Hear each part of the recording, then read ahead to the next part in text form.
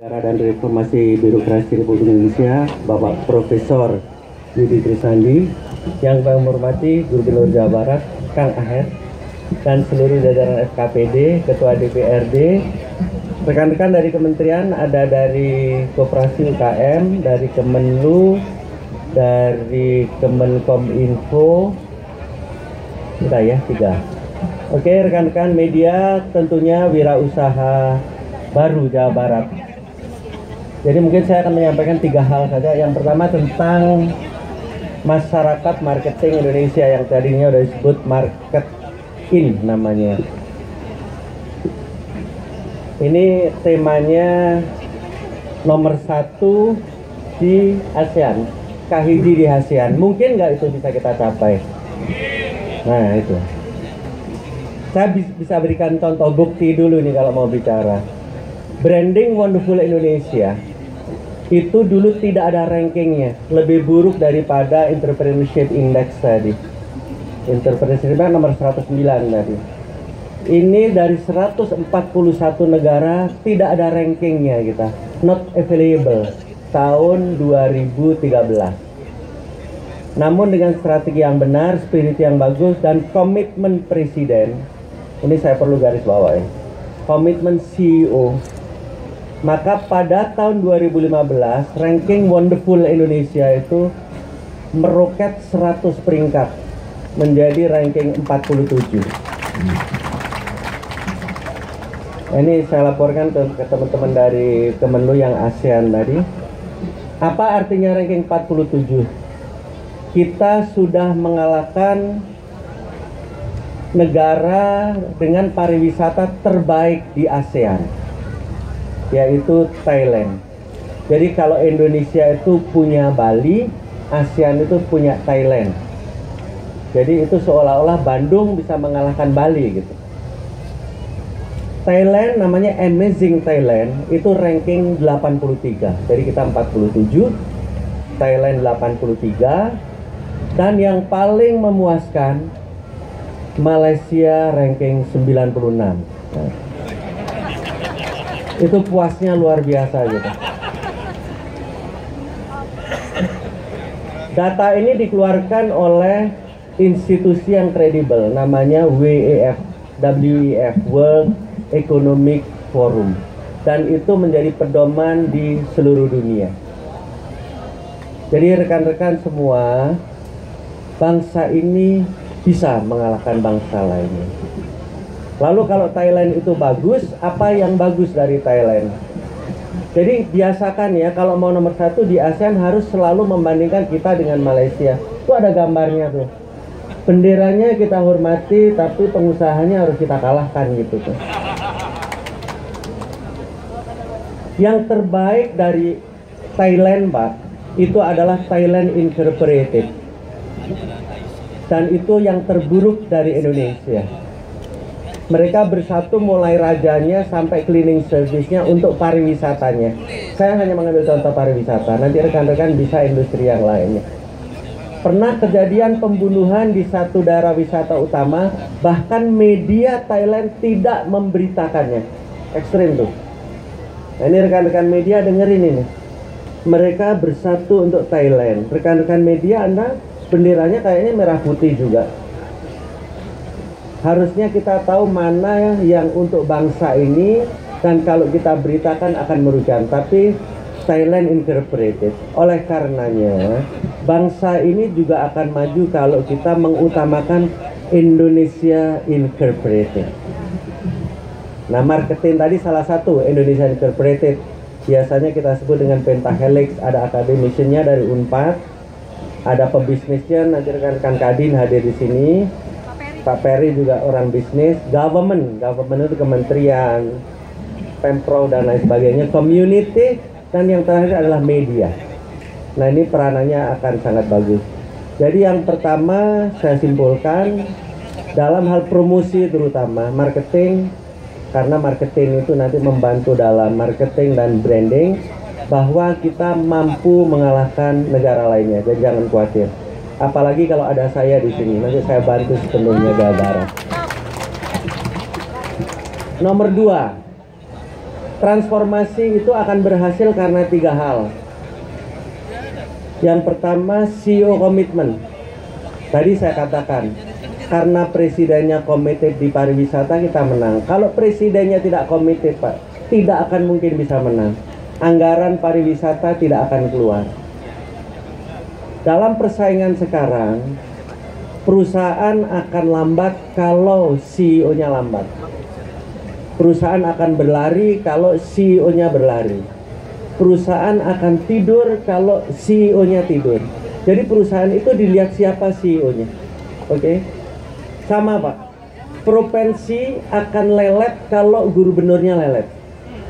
Nah, ini saya ingatkan juga ke 27 rekan-rekan bupati dan wali kota. Anda kabupaten atau kotanya dilihat dari siapa CEO-nya, bupati atau wali kotanya. Pengaruhnya berapa sih pemimpin itu? Banyak statistik, tapi saya meyakini 80% keberhasilan satu perusahaan ditentukan oleh CEO. Jadi 80% keberhasilan Pemprov Jabar ditentukan oleh gubernurnya. Poin saya gini, kalau gubernurnya komited di sini semuanya beres. Kalau gubernurnya tidak komited, semuanya tidak akan beres. Kalau gubernurnya tidak pernah rapat atau concern sama sekali tentang pariwisata, jangan harapkan pariwisata Jabar akan beres.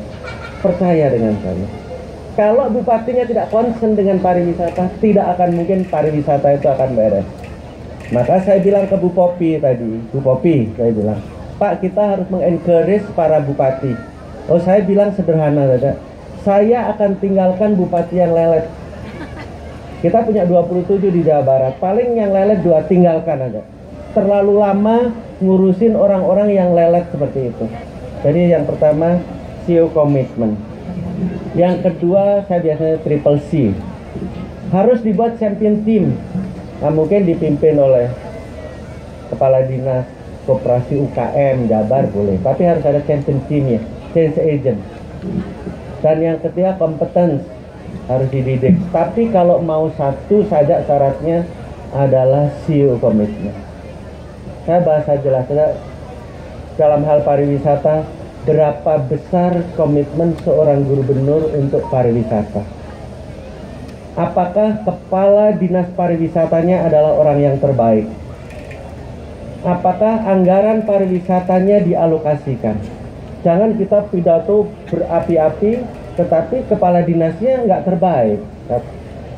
Anggarannya nggak ada. Itu namanya mimpi itu. Pemimpin itu adalah menunjukkan arah dan mengalokasikan sumber daya. Terutama 2 itu. Orangnya terbaik, sumber daya manusia. Yang kedua, sumber daya keuangannya terbaik. Oke, khusus pariwisata nanti cek yang lainnya. Lihat aja. Hadisnya terbaik nggak? Kalau enggak, ganti. Anggarannya cukup nggak? Kalau enggak, dinaikkan. Kalau mau mimpinya kahiji di ASEAN, ya, harus committed gitu. Oke, terakhir. Untuk menjadi nomor 1 di ASEAN atau di global, saya kasih satu saja clue, ini taktik namanya. Gunakan digital, Pak, otherwise nggak akan bisa. Tadi cerita juga Bu Popi tentang bagaimana hebatnya Alibaba. Ini banyak rekan-rekan dari digital ya. Alibaba itu merubah drastically ekonominya China. Dia e-commerce. Mengapa digital itu hebat? Bapak boleh baca, dan saya adalah praktisi yang cukup berpengalaman di sini. Media digital itu efektivitasnya 4 kali lipat dibanding media konvensional, termasuk untuk promosi. Jadi dengan uang yang sama, kalau kita alokasikan di tempat yang berbeda, maka hasilnya berbeda. Konvensional media 1/4-nya, digital 4 kali lipatnya. Oke. Pertama, the more digital, the more global. Once kita punya produk dan itu dipasarkan secara digital di Bandung, maka dia akan mudah ke Jawa Barat karena digital. Digital itu sifatnya borderless, mudah di Jawa Barat dan mudah ke seluruh Indonesia karena dia borderless. Dan jangan referensinya kita, terutama anak-anak muda itu udah sangat digital, Pak. Mereka tidak ada yang tidak pegang gadget sekarang. Yang tidak pegang gadget orang tua-tua kayak kita tuh.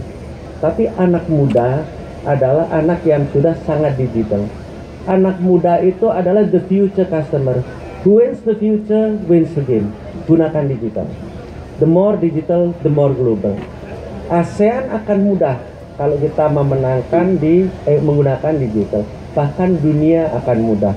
Produk apa itu yang harus kita pikirkan, start dari market. Menurut saya untuk kreativitas Jawa Barat itu salah satu yang terbaik di Indonesia.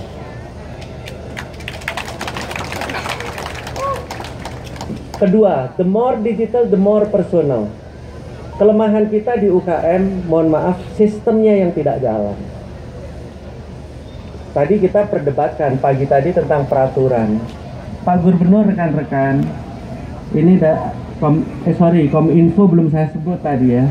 Kominfo akan menghadiahkan ke kita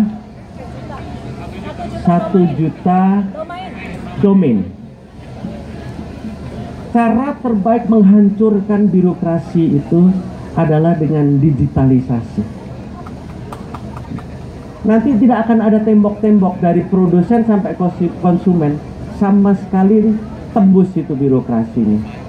Nah sekarang yang paling berat kita kan birokrasinya, dan akan lebih accountable kalau kita menggunakan digital, karena jelas domain itu alamat IP-nya sekian, pemiliknya adalah si Anu. Kalau kita membuat ini ada UKM, membuat koperasi digital, Anda jauh lebih mudah. Untuk bapak-bapak ibu-ibu ketahui, mungkin nggak tuh Menteri UKM mengelola 58 juta UKM tanpa digital? Tidak mungkin, Pak. No return point. Jadi gunakan digital. The more digital, the more professional. Jadi nanti lakukan itu akan mudah. Dan terakhir, the more digital, the more personal. Kalau di dunia digital itu kita telanjang, Pak. Siapapun suka apapun kita tahu. Kalau kita iklan menggunakan konvensional kita tidak tahu. Kita pokok iklan aja di TV atau di radio atau di koran. Tapi kita tidak tahu si A senangnya apa, si B senangnya apa, si C senangnya apa. Kalau di digital semua tahu kita. 1 orang kita tahu, 2 orang kita tahu, 10.000 orang kita tahu satu-satu. Itu hebatnya digital. Oh orang ini sukanya kalau di pariwisata ya diving. Oh dia divingnya suka dia lihatnya itu Raja Ampat dan Labuan Bajo. Oh dia sukanya kuliner. Kulinernya dia suka carinya itu Chinese food. Kita tahu persis. Sehingga ketika kita promosi kepada masing-masing orang itu langsung kepada jutaan orang. Bapak kebayang ya? Ini saya berikan contoh pariwisata. Nanti di perdagangan sama, di pertanian sama. Negara mana yang paling membutuhkan hasil pertanian kita apa? Oke, terakhir, the more digital, the more personal. Oke, mungkin itu pesan saya. Jadi kalau kita mau nomor 1, buat itu. Dan saya selalu kalau meluncurkan seperti ini harus selalu dibuat quick wins, Pak. Kalau memang mau nomor 1 di ASEAN, di mana kita mau nomor 1 di ASEAN? Contoh saya tetapkan quick win. Di brandingnya Wonderful Indonesia mengalahkan Malaysia dan Thailand. Dan itu dalam waktu setahun berhasil. Kenapa quick win ini perlu? Untuk meningkatkan self confidence kita. Agar saya percaya diri, Kemenpar percaya diri, bangsa kita percaya diri bahwa Malaysia itu mudah sekali dikalahkan. Jadi rekan-rekan nanti pilih, silakan unggulannya apa, kita kalahkan Malaysia di bidang mana, dan itu selesaikan 100 hari pertama. Dan saya sebagai pembina di market Indonesia berjanji untuk mensukseskan 100 hari di bidang tertentu kita bisa mengalahkan Malaysia kue-kuenya. Mungkin demikian sambutan dari saya. Terima kasih sekali lagi saya ucapkan selamat atas peluncuran market Indonesia, dan selamat juga bagi wira usahawan baru Jabar untuk 100.000. Terima kasih. Wassalamualaikum warahmatullahi wabarakatuh.